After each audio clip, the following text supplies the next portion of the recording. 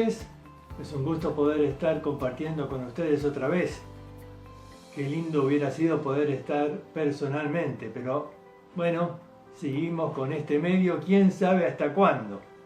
Y vamos a tener un tiempo especial con el estudio del Sermón del Aposento Alto.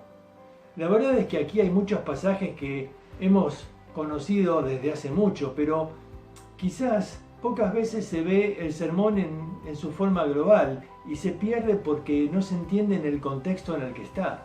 Y este sermón es muy importante porque son las últimas palabras de Jesús a sus discípulos.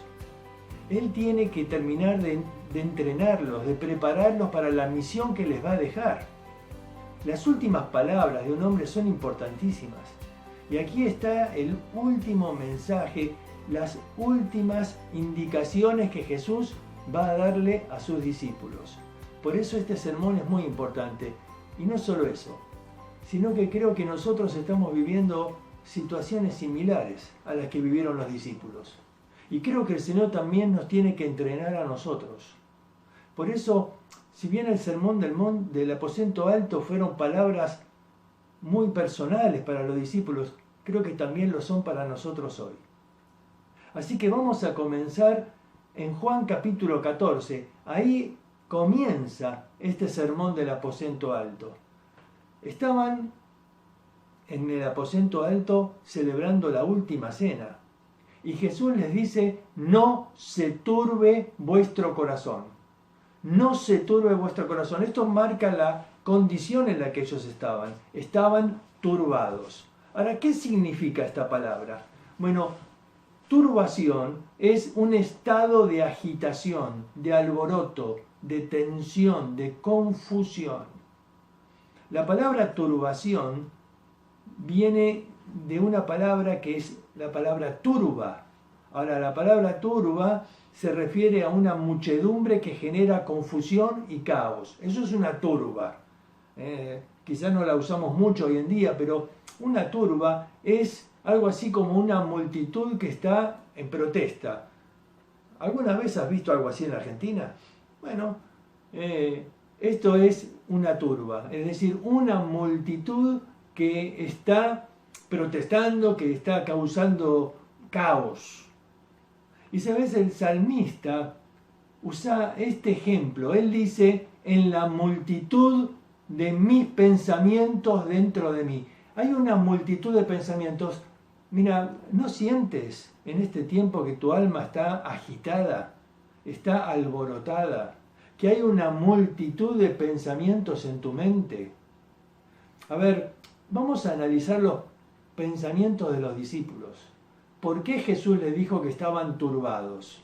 Para ver si podemos identificarnos nosotros con ellos. A ver, vamos a retroceder un poquito para tratar de entender cómo llegaron los discípulos a este punto de Juan capítulo 14. Hace 3 días atrás solamente, Jesús había entrado a Jerusalén en esa famosa, conocida entrada triunfal. Los discípulos estaban en la gloria, decían, por fin el Maestro se va a manifestar y va a ser el Rey. Jesús había entrado por la puerta de las ovejas, que era donde el sumo sacerdote iba a entrar con el Cordero de la Pascua. Toda la gente estaba esperando con palmas en sus manos, porque así esperaban la entrada del Cordero Pascual. Pero Jesús se adelanta, Él pasa primero, y la gente cuando lo ve reconoce, Él era el Cordero de Dios, reconoce, ahí viene el Mesías. Se cumplía la profecía de Zacarías, venía en un pollino de asna, y ahí entonces la multitud comenzó a celebrar. Los discípulos estaban entusiasmadísimos. Ellos se acuerdan, estaban esperando este momento. Ahora, los fariseos le decían, diles que no griten, que no canten. Jesús dijo, aunque yo les diga, hasta las piedras van a alabar. Era tanto el gozo, tanta la alegría. Ahora, ¿qué había pasado? Tiempo atrás, ya 2 falsos mesías se habían manifestado. Incluso la última vez, uno de ellos se manifestó en este mismo tiempo de la Pascua, porque es un tiempo en que se recordaba la liberación. Era un tiempo no solo religioso, de mucho nacionalismo. Era como la fiesta de la independencia. Y en esa ocasión los romanos reprimieron y 400 judíos murieron. Así que había muchas precauciones. Del lado de los romanos había mucha vigilancia y del lado de los fariseos había mucho cuidado de que la multitud esté tranquila. No querían otra matanza así. Por eso le decían a los discípulos que no griten demasiado, que no hagan demasiado alboroto. Ahora los discípulos estaban contentos porque decían, por fin Jesús se va a manifestar como el Rey. Después de eso, 3 días después, Jesús celebra con ellos la cena de la Pascua. Y ahí están en la intimidad. Pero los discípulos entraron a esa cena discutiendo. Estaban discutiendo acerca de quién se iba a sentar a la derecha y a la izquierda del Señor. La verdad es que ellos estaban mirando más allá. Si Jesús se va a manifestar, Él dijo que vamos a sentarnos en 12 tronos. Y queremos saber quiénes son los discípulos más importantes, los que están a su derecha y a su izquierda. Así que los lugares en la cena, ellos pensaban seguramente van a ser los mismos lugares después en los 12 tronos. Y ahí estaban discutiendo. Ese era el ambiente en el que entraron. Discutiendo a ver qué posición iba a tener cada uno. Incluso la madre de uno de ellos, ¿se acuerdan? De Jacobo y de Juan, le había pedido a Jesús que lo siente a sus hijos a la derecha y a la izquierda. Ahora, en medio de todo eso, comienza la cena. Y Jesús va a lavar los pies de los discípulos. Este fue un evento que los dejó choqueados. Porque era un ritual, pero muy humillante. Se lo encomendaba a un esclavo, pero aún decían los judíos que si el esclavo se rehusaba no se lo podía obligar, porque era tan humillante que no se podía pedir a nadie que lo haga. La verdad es que alguno de los discípulos debió haber hecho, especialmente Pedro, porque era el que estaba sentado en el último lugar. Sí, Pedro Jesús lo mandó al último, porque Jesús lo estaba entrenando para que él sea el líder del grupo. Y él dijo que el que quiere ser el primero va a ser el postrero. Y que Pedro tenía que aprender a servir, a ganarse esa autoridad. Pero Pedro estaba muy ocupado discutiendo por estar al lado del Señor, se estaba peleando con todos y no tenía nada de ganas de lavar los pies. Así que Jesús va a hacer este tremendo evento de lavar los pies. Vamos a sacar 3 consideraciones. En primer lugar, hay una lección acá de servicio. Una lección de servicio. Dice, pues si yo, el Señor y el Maestro, les he lavado los pies, también ustedes deben lavarse los pies unos a otros. A ver, Jesús les está diciendo, yo no soy menos Señor ni menos Maestro por lavar los pies. El servicio no rebaja mi condición. El servicio no hace que yo pierda mi autoridad. Él está mostrando el honor que es servir a otros. Él está dando un ejemplo de humildad y de servicio increíble. Si yo, el Señor y Maestro, soy capaz de lavar los pies, ¿cómo no lo van a hacer ustedes? Qué manera de taparles la boca, ¿no? Ellos que estaban discutiendo, pretendiendo ser el mayor, y Jesús, que era el mayor, se está poniendo a un nivel de un esclavo, lavando los pies. Ahora, no solo una lección de servicio, hay también acá una lección doctrinal. Porque Jesús les dijo, el que está lavado no necesita más que lavarse los pies, pues está todo limpio. Y ustedes están limpios, aunque no todos. Ahora, aquí hay 2 palabras, aunque en castellano se traducen las 2 lavarse, en griego son diferentes. Dice el que está lavado, y la palabra que usa ahí es para un baño total. Antes de venir a ese aposento alto, seguramente habrán pasado por el baño. Había baños públicos para que los extranjeros que venían de viaje podían purificarse y lavarse antes de la cena. Y el que estaba lavado, cuando llegaba a la casa, no necesitaba volver a bañarse, sino solo los pies. Pero ¿cuál es la enseñanza doctrinal? Que el perdón de nuestros pecados es una sola vez. Ahí estamos lavados en la sangre de Cristo y esa purificación dura para siempre. Pero después necesitamos lavarnos los pies y esto habla de la confesión del pecado diario, de la confesión necesaria para tener comunión con Dios. Porque 1 Juan dice que si estamos en pecado no podemos tener comunión con Él. Pero aquí hay una lección doctrinal, ¿ves? Pedro dice, no me lave. Claro, él se sentía humillado porque él tenía que lavar los pies. Jesús le dice, si no te lavo no tienes parte, es decir, no tienes comunión conmigo. Lávame todo entero. No. Ya el que está lavado no necesita volver a aceptar a Cristo otra vez. No necesita otra vez la salvación. Solo la confesión. ¿Ves? Una lección doctrinal. Pero también hay una lección mirando a futuro. Jesús no tomó mucho tiempo de explicarles porque les dijo así. Respondió Jesús y les dijo, lo que yo hago no lo entiendes ahora, pero lo entenderás después. ¿Cuántas cosas el Señor hace en nuestra vida que no las entendemos? Y tenemos que tener paciencia porque el propósito generalmente lo revela después. Hay cosas que ahora no entendemos, quizás algún día las entenderemos. Pero hay una lección ahí, que debo confiar en su propósito, que debo confiar en que Él sabe lo que hace, aun cuando yo no lo entiendo. Ahora, el ambiente hasta acá venía difícil, pero se va a poner peor. Se va a poner peor porque Jesús en un momento va a decirles, uno de ustedes me va a traicionar. Y todos empezaron a preguntarse, ¿seré yo, Señor? ¿Seré yo? Nadie sospechaba de Judas. Porque, Judas, si el Señor sabía que era el traidor, ¿cómo le va a dejar la bolsa de dinero? Además lo está sentando en el lugar de honor, a su espalda. Nadie sospechaba de él. Jesús dice, a quien yo diere el pan mojado. En realidad la palabra ahí no es pan, es bocado. El bocado sumergido, bautizado es en griego. Y era la costumbre de preparar un bocado sumergido en una salsa que se llamaba charoset, con pasas de uva, manzanas. Y entonces el judío comía esto como para participar de la Pascua rápidamente. Si entraban los soldados, si había disturbio, ya está, ya comí la Pascua. Ahora, Jesús está diciendo al que yo diere el pan mojado, pero no fue una respuesta que entendieron en ese momento, porque Él le dio el pan mojado, es decir, ese bocado se lo dio a todos. Claro, a Judas se lo dio en una forma especial, se lo dio en la boca, se lo dio honrándole, pero después se lo dio al resto. Entonces Juan dice que no entendieron, que pensaron que después lo mandaba a Judas a comprar algo o a dar una ofrenda a los pobres. Nadie sospechó de él.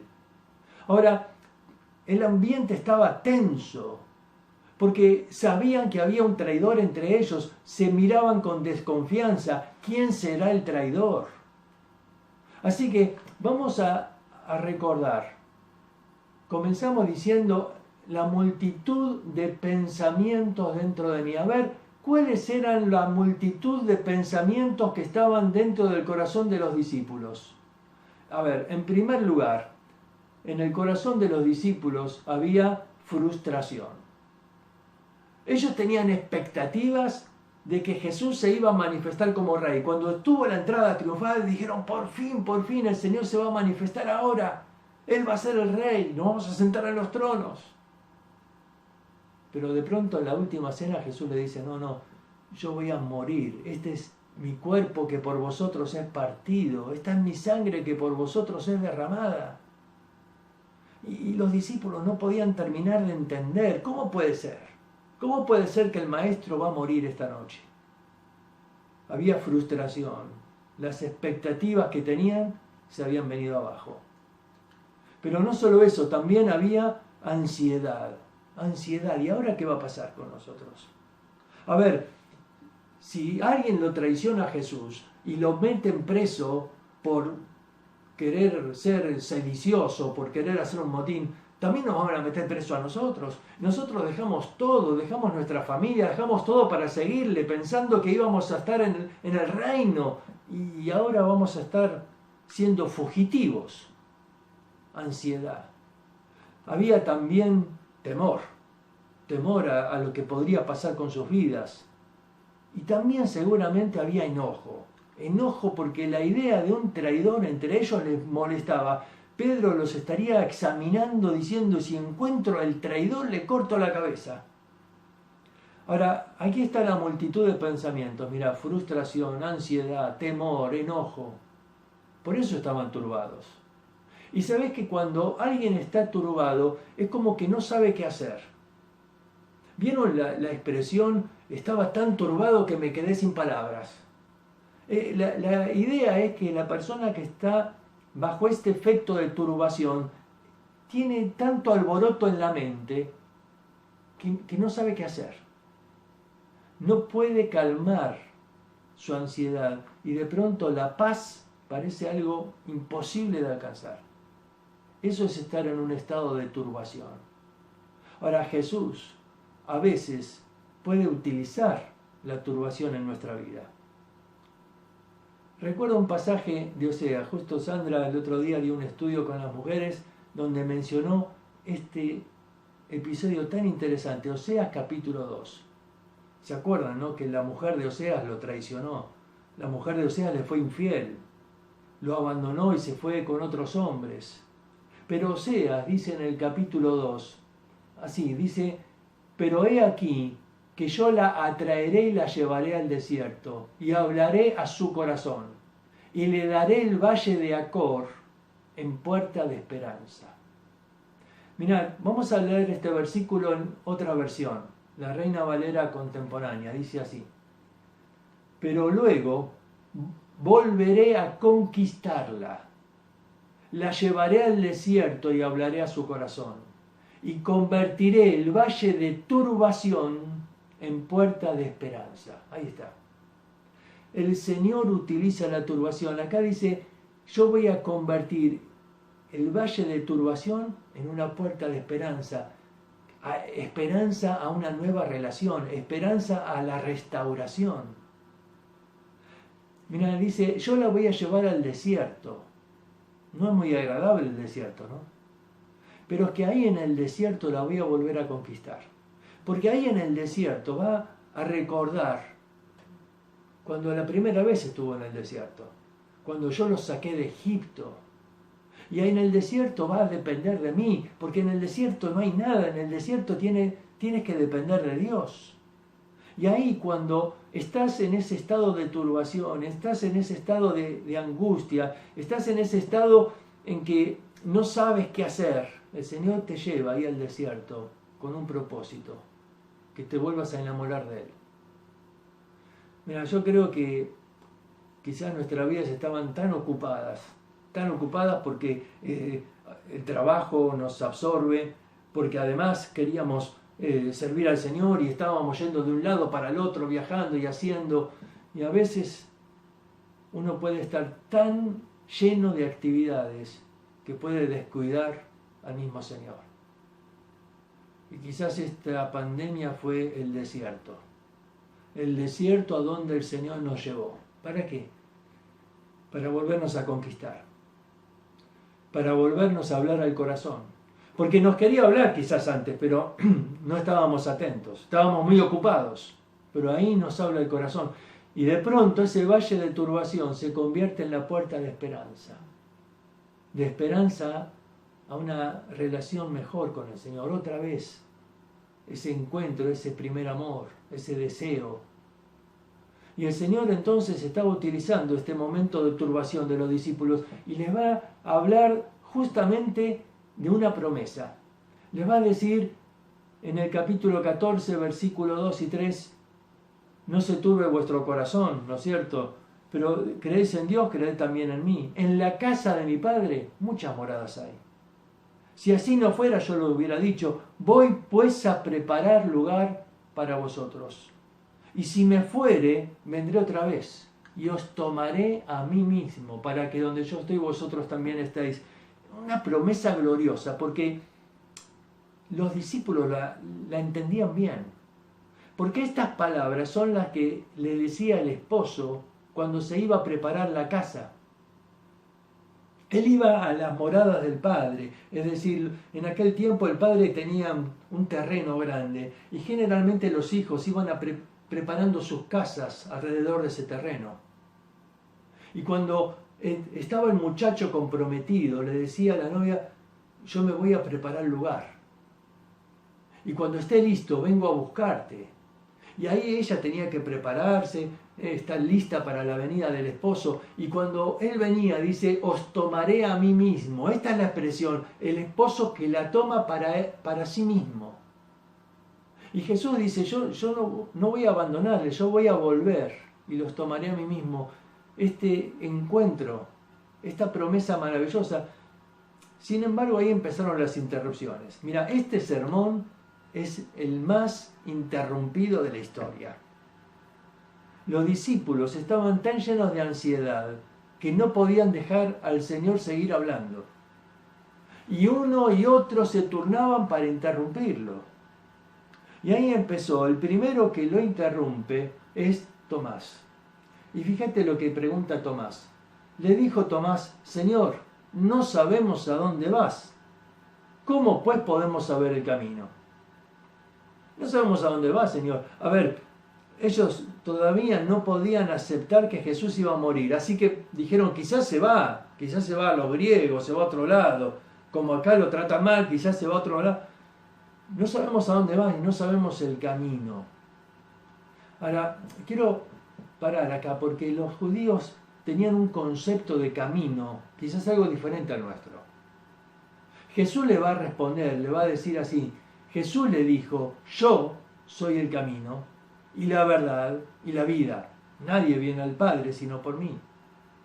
Yo soy el camino y yo soy la verdad y yo soy la vida. A ver, Jesús dice, yo soy el camino. Y quizás esta imagen de la selva tiene un propósito.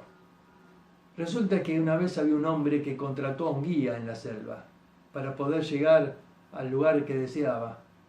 Y entonces comenzó el guía con su machete a abrir ahí el camino y a llevarlo. Y habían caminado ya por un par de horas. Y el hombre le dijo, discúlpeme, ¿estás seguro que este es el camino? Y el guía le dijo, ¿usted confía en mí? Bueno, ya había empezado a dudar. Usted me contrató, usted confía en mí. Bueno, sí, me hablaron bien de usted. Bueno, acá en la selva no hay camino. Yo soy el camino. Yo soy el camino. Porque él iba adelante y él iba abriendo el camino. ¿Ves? Esta expresión de yo soy el camino que dijo el guía lo ilustra perfecto. Jesús es el camino porque Él abrió el camino al Padre. Porque no había camino, no había forma de llegar a Dios. No había ningún recurso humano para llegar a Dios. Él abrió el camino. Por eso dice yo soy el camino. Y soy no un camino, soy la verdad, el camino verdadero. Y es el camino que lleva a la vida, porque hay camino que al hombre le parece derecho, pero en su fin, camino de muerte. Pero este es el camino que lleva a la vida. Y entonces Felipe lo interrumpe. Y ahora Felipe le pregunta, Señor, muéstranos al Padre y nos basta. A ver, estas dos ideas del camino y de mostrarnos al Padre están relacionadas. Mirá, Felipe no está pidiendo que le muestre a Dios. Los judíos sabían que nadie podía ver a Dios. Es más, tenían temor de eso. Si alguien pensaba que había visto a Dios, pensaba que se moría. Así que Felipe no le está preguntando que le muestre a Dios en persona. Es decir, él está quizás queriendo decir, muéstranos la gloria de Dios. En estas dos expresiones podemos recordar lo que pasó con Moisés. Moisés en un momento, después de lo del becerro de oro, en Éxodo 32, él estaba en un estado de turbación también. Angustiado, mal, porque había visto muerte, ya no confiaba en Aarón, porque le había fallado, y estaba ansioso porque no sabía cómo seguir adelante. Y Moisés le dice a Dios, Señor, tú me dices que siga el camino, pero yo no sé, ¿a quién vas a mandar conmigo? ¿Ves? ¿Te das cuenta? Está en un estado de turbación. Y entonces Moisés le dice a Dios, muéstrame tu camino. Fíjate, ahora pues, si he hallado gracia en tus ojos, te ruego que me muestres ahora tu camino para que te conozca. Tu camino. ¿Qué quiere decir el judío cuando dice tu camino? Mira, vamos a volver a leerlo en otra versión, otra vez la Reina Valera contemporánea. Dice así: ahora bien, si en verdad he ganado tu favor, te ruego que me hagas saber qué planes tienes. Ahí está. El camino son los planes. ¿Qué planes tienes? Yo te pido que me muestres, si yo he hallado gracia, dice, ¿cuáles son tus planes? ¿Qué planes tienes? Los discípulos le estaban preguntando al Señor: Señor, ¿cuáles son tus planes? ¿Te vas a ir a otro lado? ¿Vas a buscar a otro pueblo? ¿Nos vas a dejar? ¿Qué vas a hacer? ¿Cuáles son tus planes? Y después Moisés, después de decir eso, le dice: te ruego que me muestres tu gloria. Y esto es lo que pide Felipe: muéstranos tu gloria. A ver, mostranos al Padre. Está diciendo Felipe no que le muestre a Dios, sino que le dé una demostración de Dios, que le dé algo de la gloria de Dios, un aspecto. Eso nos basta, dice.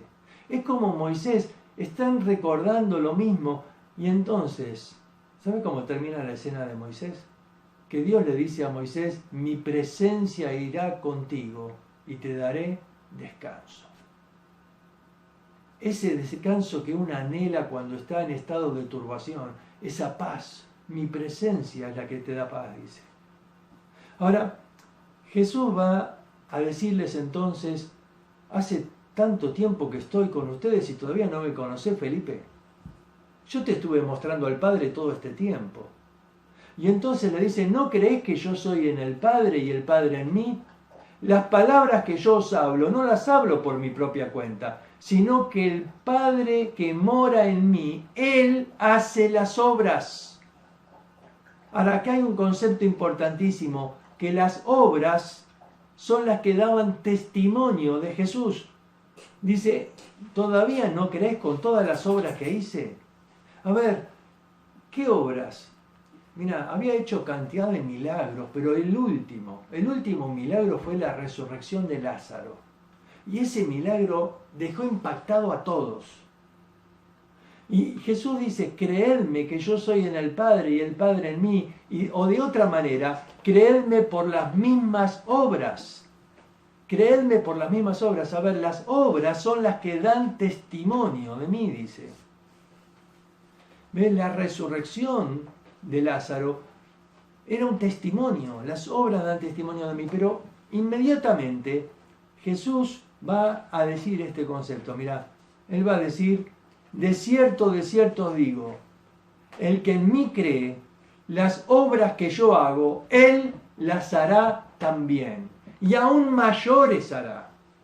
A ver, no está diciendo Jesús que nosotros vamos a hacer obras mayores. Yo no creo que se puedan comparar nuestras obras con las de Jesús. A ver, yo no puedo calmar la tempestad, ni resucitar muertos, ni caminar sobre el agua, ni multiplicar los panes y los peces, que ahora en este tiempo nos vendrían muy bien. ¿En qué sentido mayores? Bueno, en realidad la palabra en griego que usa es mega. Dice: ustedes van a hacer mega obras, es decir, obras impresionantes. No necesariamente mayor o menor. No está comparando. Lo que está diciendo es que ustedes van a hacer obras grandiosas. Yo creo que Jesús está animando a los discípulos, diciéndoles: ahora les toca a ustedes. Mira, yo hice mis obras, pero ahora les toca a ustedes. Mira, este concepto es lo que va a dar pie a los próximos pasos que Jesús va a enseñar. Las próximas lecciones Jesús va a enseñarles cómo es que ellos están capacitados para hacer esas mega obras. Porque, a ver, humanamente no podemos, pero Jesús dice: yo los voy a capacitar. Y Él va a darnos varios elementos para que nosotros podamos hacer esas mega obras. Ahora, ¿por qué tenemos que hacer obras? Porque dice: las obras son las que dan testimonio de mí, dice Jesús. Jesús dice: las obras son las que testifican de mí. Ahora, también es igual con nosotros. Las obras que hacemos son las que dan testimonio de nosotros. A ver, ¿por qué alguien te tendría que creer? ¿Por qué alguien tendría que creer que realmente tú tienes la verdad? ¿Por qué alguien tiene que creer que tu fe es la verdadera? ¿Por qué alguien va a creer que el mensaje que predicas es distinto a lo que tantas otras religiones predican? Nuestras obras tienen que dar testimonio. No necesariamente tenemos que hacer milagros, pero sí la gente espera obras que den testimonio de que nosotros estamos del lado de la verdad, de que Dios obra en nuestra vida. Jesús dice así: mis obras, las obras que hago, dan testimonio de que el Padre está conmigo. Jesús está diciendo que las obras que él hacía no las hacía con su poder, que el Padre las hacía a través de él. Es decir, a través del Espíritu Santo, Dios hacía las obras. Y el mismo Espíritu Santo tenemos nosotros.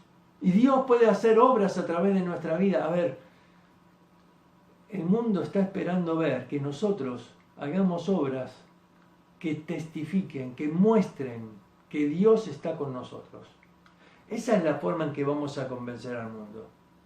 Por eso, a veces queremos convencer a alguien con palabras. Y sí, es bueno darles palabras, ¿no?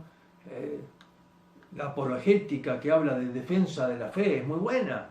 Es muy buena hablarle a un ateo y tratar de darle argumentos. Está perfecto. Pero a veces las palabras solas no van a convencerlo. A veces son las obras. Él tiene que ver una diferencia en la vida.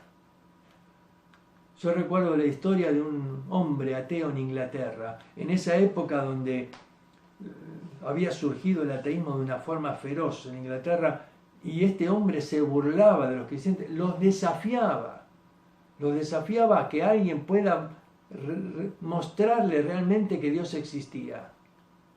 Y él tenía tantos argumentos que la verdad los humillaba. Y ahí había en su casa trabajando una sirvienta que era creyente. Y escuchó una vez el mensaje predicando el pastor en la iglesia, hablando de Moisés, cuando Dios le dice: ¿qué tienes en tu mano? Y Moisés dijo: una vara. Y el pastor dijo: Dios puede usar lo que tienes en tu mano. Y la mujer dice: pero Señor, yo en mi mano tengo un trapo, yo me la paso limpiando, ¿cómo vas a usar un trapo? Pero el pastor decía: Dios puede usar lo que tienes en tu mano. Entonces ella comenzó a limpiar, pero mejor que nunca, y hacerlo con gozo, con alegría. Y el hombre vio una diferencia. Y entonces le molestó, dijo: a ver hasta cuándo dura con esa actitud. Le comenzó a duplicar el trabajo, la empezó a tratar mal, a humillarla. Y ella igual cantaba a Dios, alababa, y siempre con una sonrisa y siempre limpiando más allá de lo que le pedían. Hasta que este hombre no aguantó más y la llama un día y le dice: dígame, ¿cómo hace? ¿Cómo hace usted para soportar las humillaciones y aún así seguir alabando, seguir cantando, seguir sonriente? ¿Cómo hace? ¿Cómo hace para poder ser feliz aún cuando la vida suya es muy dura? Y ella le dijo: no es tan dura. Yo disfruto porque sé que Dios me ama. Yo soy feliz con lo que hago. Y yo quiero mostrarle a usted que se puede ser feliz teniendo a Dios en el corazón. Y este hombre dice: mire, usted con sus obras me ha demostrado que Dios existe. Muchísimos quisieron hacerlo con sus palabras y no pudieron. Pero si ese Dios que usted habla es el que le capacita para usted poder soportar las aflicciones y poder estar con gozo, yo quiero tener a ese Dios. ¿Te das cuenta? Las obras son las que dan testimonio. Y entonces este hombre se hizo cristiano no porque lo convencieron con argumentos, sino porque hubo la vida de una mujer puesta en la mano de Dios, que supo usar un trapo para mostrarle a este hombre que Dios existe. Mira, tenemos que terminar acá. La semana que viene vamos a continuar porque ahora viene la parte más interesante. Ahora Jesús tiene que entrenar a los discípulos para hacer estas mega obras. ¿Cómo la van a hacer? ¿Con qué recursos lo van a hacer? ¿Cuáles son esas obras? ¿Cómo es que ellos van a estar capacitados para eso? Bueno, esto lo vamos a ver el jueves que viene. Pero antes de terminar, ¿estás en un estado de turbación? ¿Agitado? Quizás todo esto te tiene alborotado en tu interior, la multitud de pensamientos dentro de mí, pero no dijimos el final de ese versículo.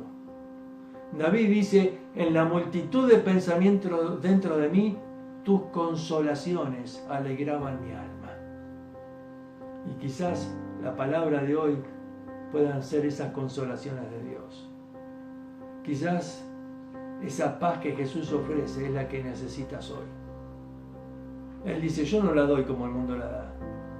Él nos da una paz verdadera. Él puede darte ese descanso. Mira, yo sé, presiones van a seguir. Estamos en un tiempo tan difícil.